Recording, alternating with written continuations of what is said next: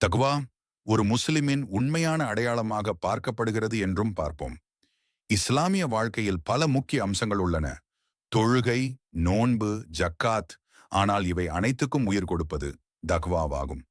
தக்வாவை பற்றி அல்லாஹ் திருமறை குர்ஆனில், நம்பிக்கை கொண்டோரே நீங்கள் அல்லாஹ்வை அஞ்ச வேண்டிய முறைப்படி அஞ்சுங்கள். மேலும் அல்லாஹ்வுக்கு முற்றிலும் வழிபட்ட முஸ்லிம்களாக அன்றி நீங்கள் மரணிக்காதீர் என்று கூறுகிறான்.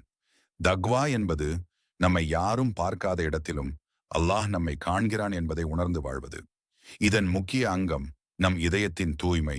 ஒரு மனிதர் தனியாக இருக்கும் போதும் கூட பாவத்தை கைவிடுகிறார், அல்லாஹ் நம்மை பார்க்கிறான் என்பதை அவர் உணர்கிறார் என்றால் இதுவே உண்மையான தக்வா. அல்லாஹு தாலா ஈமானோடு தக்குவாவை சேர்த்து சொல்கிறான். அந்த ஈமானோடு தக்வா சேரும்போது அவர்களுக்கு இந்த குர்ஆன் நேர்வழி காட்டும். சூரத்துல் பகரா 2வது வசனத்தில், இது அல்லாஹ்வின் வேதமாகும், இதில் யாதொரு சந்தேகமும் இல்லை, இறையச்சம் உடையவருக்கு இது நேர்வழி காட்டும். தக்வா உள்ளவர்களுக்கு சிக்கலில் இருந்து வெளியேறும் வழி, எதிர்பாராத இடத்திலிருந்து உதவி, ஹிக்மத்துடன் முடிவு எடுக்கக்கூடிய அறிவு, இதயத்தின் அமைதி, இவை அனைத்தும் அவன் புறத்திலிருந்து கிடைக்கின்றன. நாம் இன்று தொழுவோர்களாகவும் நோன்பு நோற்போர்களாகவும் இருக்கிறோம். ஆனால் உள்ளத்தில் தக்வா இல்லை என்றால் இவை அனைத்தும் அர்த்தமில்லாமல் போய்விடுகின்றன. நாம் அனைவரும் ஒரு நாள் அல்லாஹ்வின் முன் நிற்க போகிறோம்.